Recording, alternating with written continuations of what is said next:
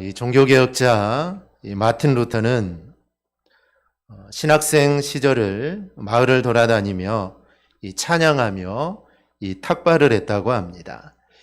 이 탁발은 음식을 구하는 행동인데 원래 이 마틴 루터의 집은 그렇게 가난한 편은 아니었습니다.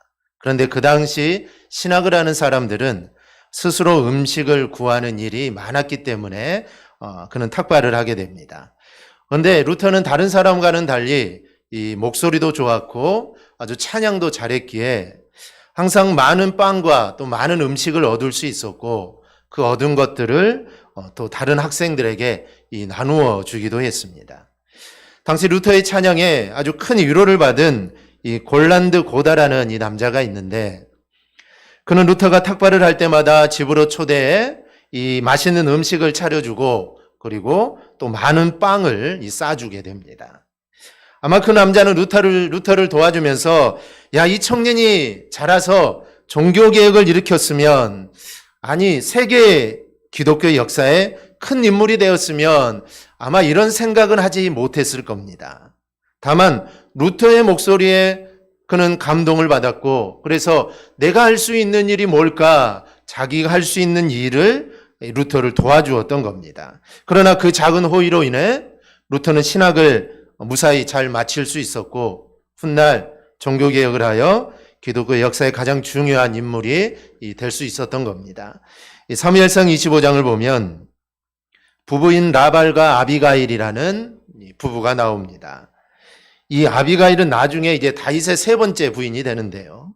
그런데 원래 아비가일은 이 나발이라는 사람의 부인입니다. 그런데 이 나발은 어리석고 완고한 사람입니다. 그래서 다윗이 보낸 종들을 빈손으로 돌려보내는데 그냥 돌려보내기만 했으면 되는데 이 모욕적인 말을 하게 됩니다.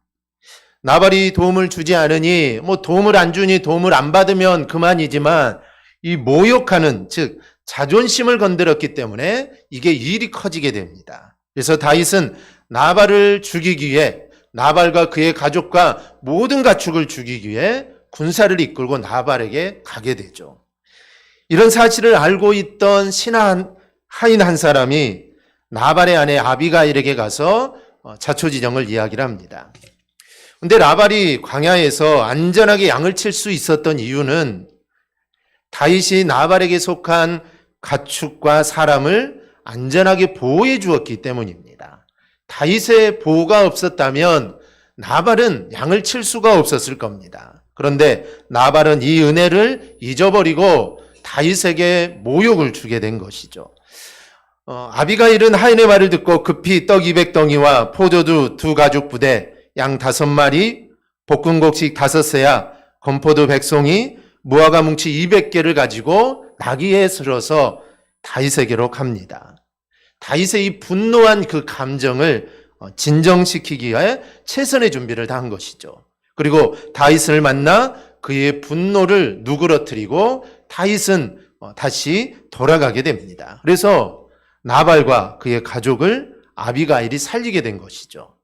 그리고 후에 나발이 죽고 아비가일은 다윗의 아내가 됩니다. 그런데 아비가일이 내가 이런 행동을 하면 지금 다윗이 무지하게 화가 나 있는데 내가 이런 것들을 준비해서 내가 다윗에게 가져가면은 다윗이 나중에 나를 아내로 삼아줄 거야. 아마 아비가일은 이런 생각은 하지 않았을 것입니다.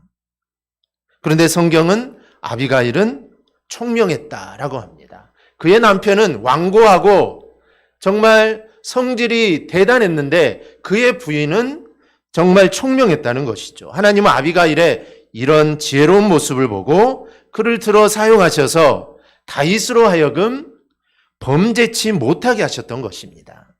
그리고 그녀를 다윗의 아내로 삼으셨던 것이죠. 만약에 이때 다윗이 나발의 집에 가서 나발도 죽이고 그의 가족을 죽이고 짐승을 다 죽였다면 아마 다윗이 나중에 왕이 되었을 때 그를 계속 따라다니는 하나의 약점이 되었을 것입니다. 자기 나라 백성을 죽이고 어떻게 그 나라의 왕이 될 수가 있겠습니까? 그래서 하나님은 이 아비가일이라는 총명한 여인을 통해 다윗으로 하여금 범죄치 못하도록 그 길을 막으셨다는 것입니다. 이러한 사건을 통해 우리는 하나님은 합력하여 선을 이루신다라는 것을 우리가 알 수가 있습니다. 우리가 루터 이야기, 아비가일의 이야기를 통해 이처럼 오늘 내가 베푼 작은 친절이 어떠한 결실을 맺을지 우리는 알 수가 없습니다. 그러므로 우리는 다른 사람을 향한 성령님의 음성과 마음을 지나쳐서는 안 됩니다. 즉 하나님이 나에게 감동을 주고 하나님이 나에게 다른 사람들을 섬길 수 있는 마음을 주실 때 우리는 그걸 지나치지 말고 순종함으로 호의를 베푸는 삶을 살아야 합니다. 왜냐하면 하나님께서는 아비가일에게 그런 마음을 주셔서 다윗으로 하여금 범죄치 않도록 하기 위해서 아비가일에게 그런 마음을 주셨듯이 우리에게도 그런 마음을 주실 수 있기 때문입니다. 그럴 때 그걸 무시하고 지나간다면 하나님의 뜻을 이룰 수가 없겠죠. 내가 무시한다고 해서 하나님의 뜻이 이루어지지 않는 건 아닙니다. 하나님은 다른 사람을 통해서 그 일을 하실 겁니다. 그런데 그 기회가 나에게 주어진 것이죠. 그래서 내가 호의를 베풀 수 있는 일들이 생기면 그 일들을 마다하지 말고 호의를 베푸는 삶을 우리는 살아야 합니다. 이 넷플릭스의 오징어 게임이라는 이 드라마가 있습니다. 이 오징어 게임에서 보면은 기독교인들이 아주 부정적인 모습으로 묘사가 됩니다. 상대방을 죽이고서도 감사 기도를 드리는 기독교인, 또 폭력이 난무하는 기독교 가정에서 자라 상처 입은 자매, 사람의 마음을 외면한 채 예수 믿으라고 전도하는 길거리의 전도자. 아마 이것은 이 드라마를 쓴 작가의 그런 왜곡된 시선이 있었을 것입니다. 그리고 그와 더불어서 불신자들의 눈에 우리 기독교인들이 그렇게 보인다는 것입니다. 그러니 이런 이미지를 바꾸기 위해서는 우리 모두 삶의 현장에서 성령님의 음성과 마음을 잃지 않고 선과 호의를 베풀며 우리는 살아야 합니다. 그런데 주의할 점이 있습니다. 그것은 무언가를 목적으로 해서는 안 된다는 것이죠. 기독교의 의미를 내가 개선해야겠다, 그런 목적이 있어서도 안 되고 내가 전도해야겠다, 그런 목적을 가져서도 안 됩니다. 이 골란드 곤도라는 사람처럼 그냥 하면 됩니다. 어떤 목적 없이 순수한 선행과 호의가 계속 이어지다 보면 이미지는 자연히 개선이 되는 법입니다. 주님이 우리를 구원하시면서 우리에게 대가를 요구하신 적이 없습니다. 주님이 우리를 구원하시면서 내가 저 사람을 구해주면 내가 저 사람의 목숨을 살려주고 내가 저 사람을 천국으로 가게 해주었으니 저 사람이 나를 위해 아마 이렇고 이런 일을 할 거야. 주님은 그런 생각을 하지 않습니다. 저 사람을 구원하면 나에게 어떤 이익이 있을까? 주님은 그런 생각도 하지 않았습니다. 그냥 우리를 사랑하셔서 우리를 구원하신 것입니다. 어떤 조건이 주님에게는 하나도 없었던 것이죠. 이런 사실을 알았던 로마서 기자는 하나님이 우리를 향하여 어떠한 일을 하시는지 오늘 본문에서 설명하는데, 오늘 본문을 보면 하나님은 우리를 위하시는 분이다라는 것을 알 수가 있습니다. 그렇다면 하나님은 우리를 위하여 어떤 일을 하실까요? 첫째는 하나님은 우리를 위하심에 우리를 대적할 존재가 없습니다. 왜 우리를 대적할 존재가 없을까요? 그 이유는 하나님이 우리를 위하시기 때문입니다. 하나님이 우리를 위해 어떤 일을 하셨는지, 하나님이 나를 위해 어떤 일을 하셨는지 본문 앞절 30절에 보면 정확하게 나옵니다. 우리 30절 우리 한음성으로 함께 보겠습니다. 또 미리 정하신 그들을 또한 부르시고 부르신 그들을 또한 의롭다 하시고 의롭다 하신 그들을 또한 영화롭게 하셨느니라. 아멘. 하나님은 우리를 구하시기로 작정을 하셨습니다. 그리고 우리를 불러주셨죠. 부르면 끝난 게 아닙니다. 의롭다고 인정을 해주십니다. 의롭지 않으면 천국에 갈 수 없죠. 하나님이 아무리 우리를 불러도 우리의 죄를 용서해 주지 않으면 천국에 갈 수 없는 겁니다. 그래서 우리를 불러주시고 의롭다고 인정해 주시고 또 우리를 영화롭게 해주셨습니다. 그런데 중요한 것은 미리 정하셨다는 것이죠. 이 말은 하나님께서 영원 전부터 구원받을 백성들을 예정해 놓으셨다는 겁니다. 이 세상을 창조하기도 전에, 우주가 만들어지기도 전에, 내가 태어나기도 전에, 어머니 뱃속에 있기도 전에 하나님은 미리 정하셔서 이 사람을 내가 구원해야겠다라고 하나님은 작정하십니다. 이에 대해 바울 사도는 에베소서 1장 4, 5절에서 곧 창세 전에 그리스도 안에서 우리를 택하사 우리로 사랑 안에서 그 앞에 거룩하고 흠이 없게 하시려고 그 기쁘신 뜻대로 우리를 예정하사 예수 그리스도로 말미암아 자기 아들들이 되게 하셨으니 이렇게 증언을 합니다. 하나님은 창세전에 이미 구원받을 성도들을 아시고 구원받도록 예정해 놓으셨다는 겁니다. 참으로 신비한 이야기고 잘 이해가 되지 않는 이야기지만 그만큼 구원이라는 것이 하나님의 주권적인 섭리에 의해서 이루어졌다라는 것을 우리에게 말해주는 것입니다. 보험 광고, 이런 광고가 있습니다. 묻지도 따지지도 않고 무조건 가입시켜준다고 하죠. 우리가 어떠한 삶을 살지, 하나님을 내가 잘 섬길지, 섬기지 못할지, 묻지도 따지지도 않고 하나님 무조건 우리를 구원해 주셨다는 겁니다. 이렇게 하기 위해 하나님 우리에게 성령을 부어주시고 26절을 보면 성령님은 우리를 도우시고 우리를 위해 기도하신다라고 합니다.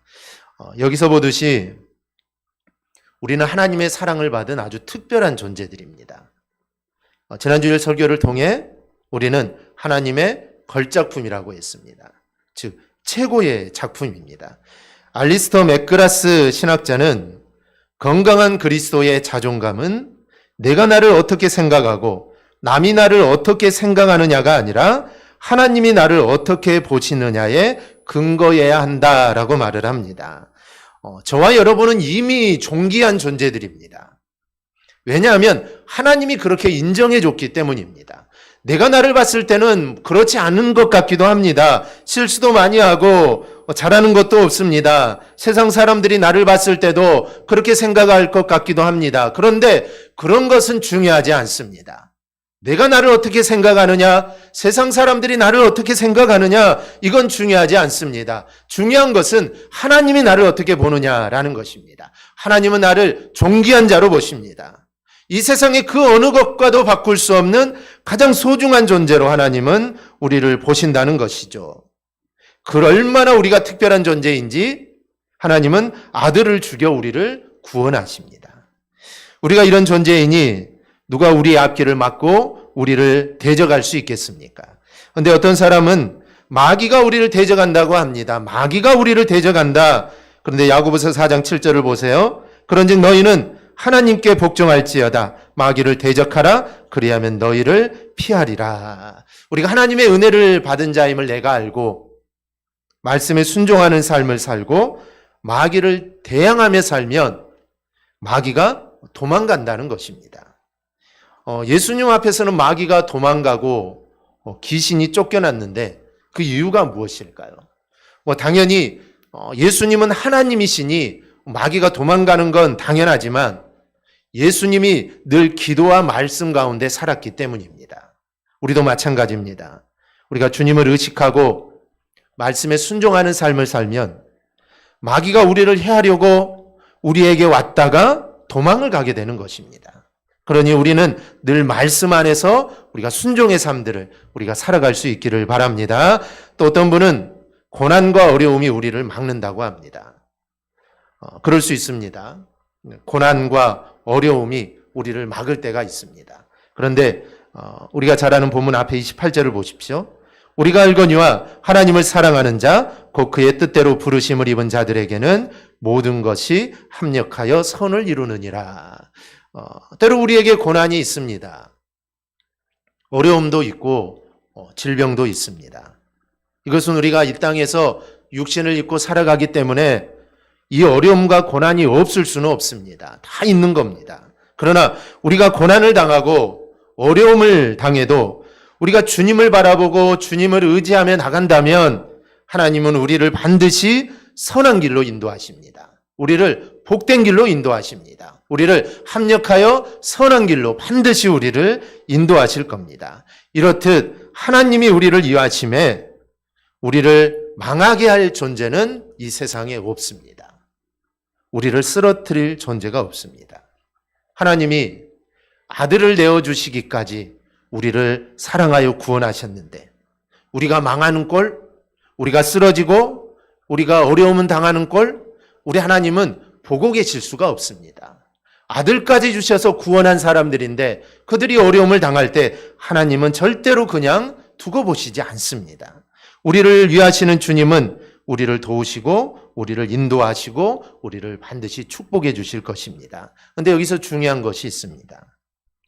우리도 그런 주님을 바라보며 믿음으로 순종의 삶을 살아야 한다는 것입니다. 하나님은 정말 우리를 사랑하시고 너무 사랑해가지고 아들까지 우리에게 주시면서 우리를 향한 사랑을 보여줬는데 우리는 하나님의 사랑은 이렇구나, 하나님의 사랑만 받으며 살아가서는 절대로 안 된다는 것입니다.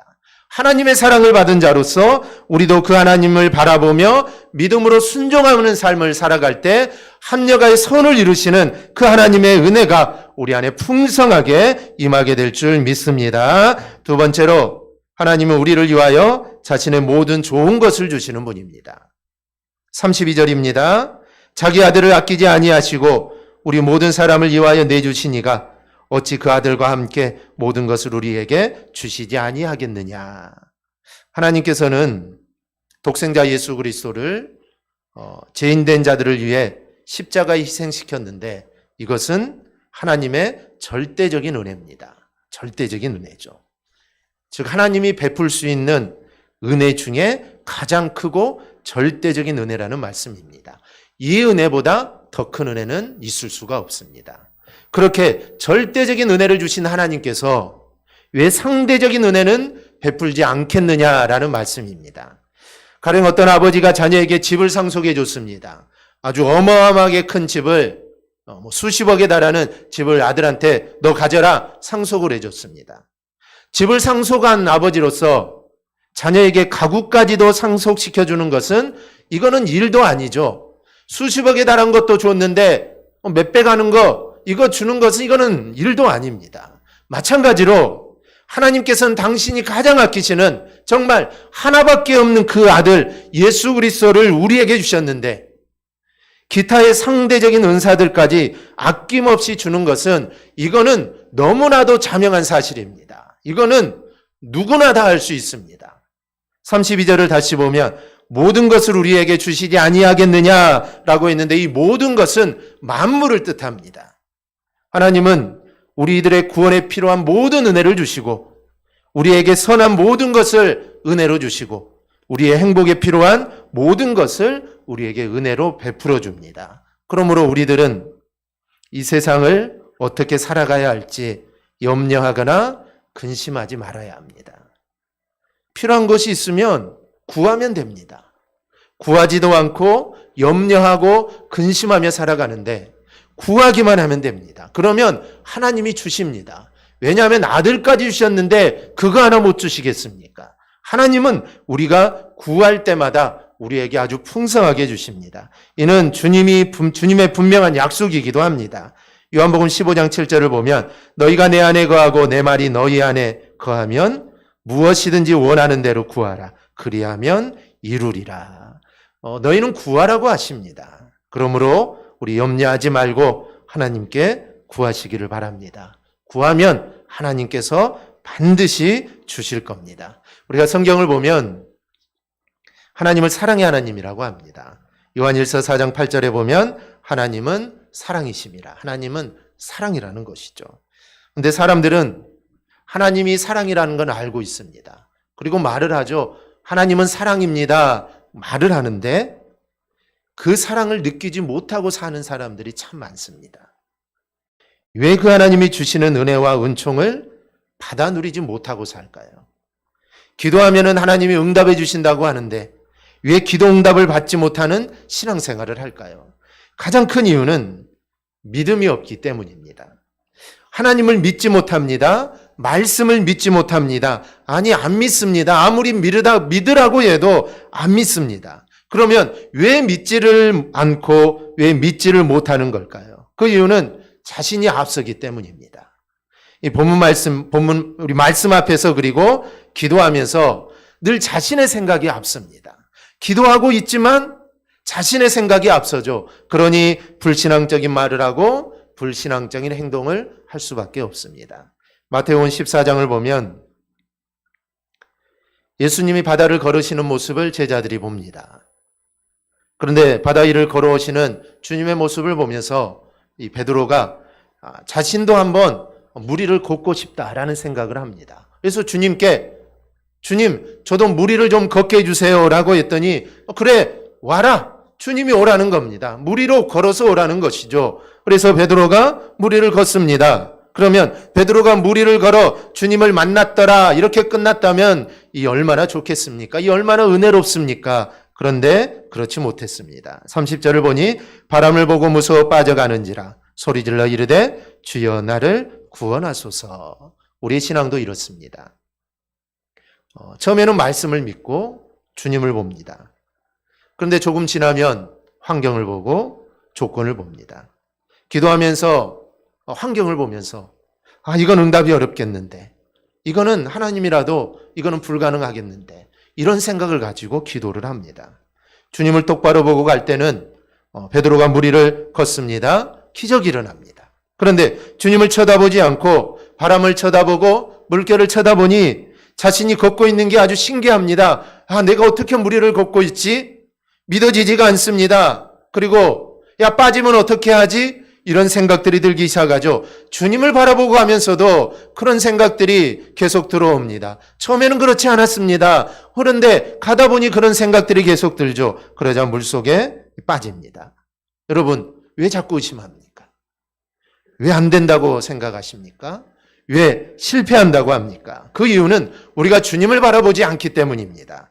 주님은 우리에게 응답을 주시고 은혜를 주시고 좋은 것을 주신다고 하는데 우리는 그 주님을 믿지를 않습니다.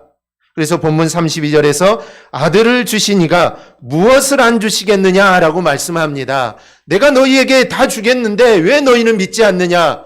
왜 의심하느냐? 왜 그렇게 살아가느냐? 주님은 말씀하는 겁니다. 아들까지 주었는데 내가 아들까지 주지 않았느냐? 그러니 나에게 간구하라 라는 것입니다. 여러분, 만약 내 자녀를 내어줄 대상이 있다면, 그럴 일은 없겠지만 만약에 내 자녀를 내어줄 대상이 있다면 그 사람에게 내가 무엇인들 안 내주겠습니까?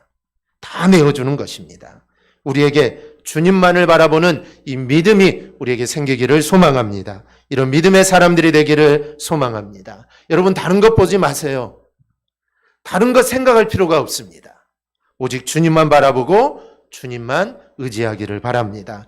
우리가 잘 아는 찬양 중에 하나님의 사랑을 사모하는 자라는 찬양이 있습니다. 이 가사를 보면 하나님 사랑의 눈으로 너를 어느 때나 바라보시고 하나님 인자한 귀로서 언제나 너에게 기울이시니 어두움에 밝은 빛을 비춰주시고 너의 작은 신음에도 응답하시니 너는 어느 곳에 있든지 주를 향하고 주만 바라볼지라. 이 찬양의 가사가 우리의 고백이 되기를 소망합니다. 소망합니다. 늘 주님만 바라보고 살아가기를 바랍니다.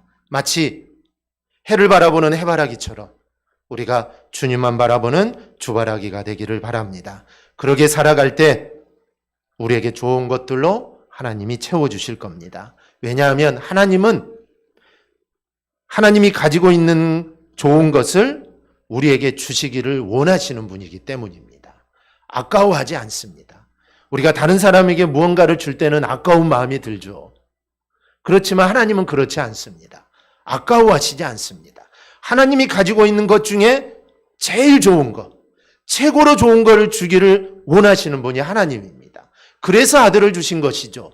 이미 최고 좋은 건 주었습니다. 그러면 이제 그 다음으로 최고 좋은 것, 그거를 주기를 원하시는 분이 우리 하나님이십니다. 그러니 우리는 그 하나님만을 바라봄으로 하나님의 축복을 누리는 우리 성도들이 되기를 바랍니다. 셋째로 예수님은 우리를 위하여 기도하시는 분입니다. 오늘 33절, 34절을 보면 누가 능히 하나님께서 택하신 자들을 고발하리요. 의롭다 하신 이는 하나님이시니 누가 정죄하리요. 죽으실 뿐 아니라 다시 살아나신 이는 그리스도 예수시니 그는 하나님 우편에 계신 자요 우리를 위하여 간구하시는 자시니라. 아멘. 우리를 정죄할 자가 없다라고 합니다. 심지어 우리가 죄를 지어도 고발할 자가 없다고 합니다. 그것은 주님께서 우리를 위하여 하나님 우편에서 기도하시기 때문입니다. 이 우편이라는 말은 오른쪽 왼쪽의 의미가 아니라 권능의 자리, 능력의 자리다라는 의미입니다. 아마 예수 믿는 사람들에게 가장 든든한 백그라운드는 예수님이고 아마 예수님의 이 기도일 것입니다. 우리가 신앙생활을 하다 보면 나에게 무엇을 해주는 사람이 가장 든든한 사람일까요? 우리가 곰곰이 생각해 보면 나를 위해 기도해 주는 사람이 나에게 가장 든든한 사람입니다. 이 밥을 사주는 일, 아니면 물질로 후원해 주는 일, 역시 귀하고 아름다운 일이지만 이런 일들은 한계가 있습니다. 그리고 시간이 지나면 이게 중단되죠. 그리고 시간이 지나면 다 잊혀집니다. 그러나 기도는 한계가 없고 잊혀지지를 않습니다. 내가 기도하고 끝난다면 잊혀지겠지만 내가 기도하는 것은 하나님이 들으시고 그리고 하나님이 보시기 때문에 이거는 절대로 잊혀지는 것이 아닙니다. 어느 날 히스기야 왕이 죽을 병에 걸렸습니다. 이때 히스기야가 하나님께 기도하죠. 그래서 하나님이 이렇게 말씀합니다. 열왕기하 20장을 보면 내가 내 기도를 들었고 내 눈물을 보았노라. 내가 너를 낫게 하리니 내가 3일 만에 여호와의 성전에 올라가겠고 내가 내 날에 15년을 더할 것이며 내가 너와 이 성을 아수르 왕의 손에서 구원하고 내가 나를 위하고 또 내 종 다윗을 위함으로 이 성을 보호하리라. 아멘. 하나님은 이렇게 우리의 기도를 들으십니다. 우리가 기도하면 하나님은 우리의 기도를 들으신다는 것이죠.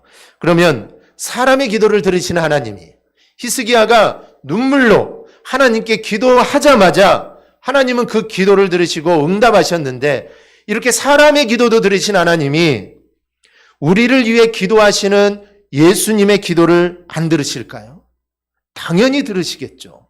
그래서 예수님의 기도가 우리의 가장 든든한 후원이고 백그라운드다라는 말씀입니다. 생각해 보세요.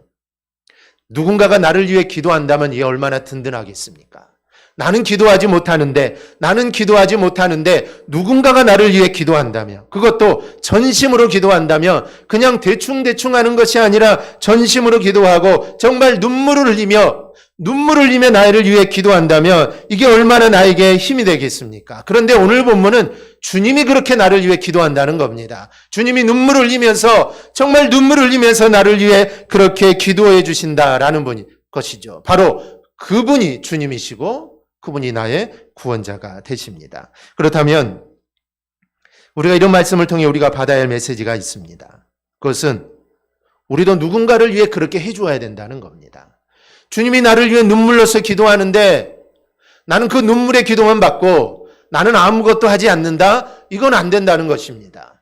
내가 주님으로부터 눈물의 기도를 받고 다른 성도들이 나를 위해 눈물로서 기도한다면 나도 동일하게 눈물로서 진실된 마음으로 기도를 해야 합니다. 미국의 철학자 토드 메이는 일상에서 실천할 수 있는 배려의 중요성을 이야기합니다.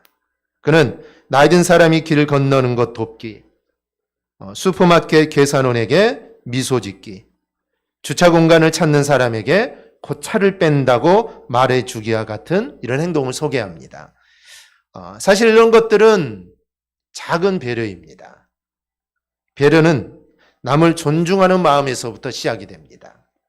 바쁜 아침 대중교통에서 내리는 승객을 밀치고 타는 사람이 있습니다. 그런데 어떤 사람은 모두 내릴 때까지 또 기다리는 사람이 있죠. 조그마한 행동으로 인해 우리는 기분이 나빠질 수도 있고 기분이 좋아질 수도 있습니다. 그럼 어떨 때 우리의 기분이 좋아질까요? 그것은 내가 존중받는다는 느낌이 들 때입니다. 배려는 사람을 기분 좋게 합니다. 또한 배려는 선행을 퍼뜨리죠. 누군가가 뒤따라오는 사람을 위해서 문을 잠시 잡아준다면 그 사람도 다른 사람을 위해 똑같이 해줄 겁니다. 내가 거리에서 나눠주는 이 전단지를 내가 받으면 다른 사람도 그것을 거절하지 않을 확률이 높아지게 됩니다. 돌이켜보면 비록 잠깐이지만 나에게 고마움과 즐거움을 주는 말과 행동들이 분명히 있습니다. 좋은 호의는 내게 머무는 것이 아니라 남에게로 다시 흘러간다라는 말이 있습니다. 오늘 말씀을 통해 우리는 주님이 우리에게 주는 좋은 것들을 살펴보았습니다. 하나님이 우리를 위하시는 것들을 살펴봤습니다. 주님이 우리를 위하심에 나를 대적할 존재가 없고 주님의 우리를 위하심에 우리에게 좋은 모든 것들을 주시고 심지어 우리를 위해 전심으로 기도해 주시는 분이 바로 주님이십니다. 우리는 기도의 능력을 믿는 자들입니다.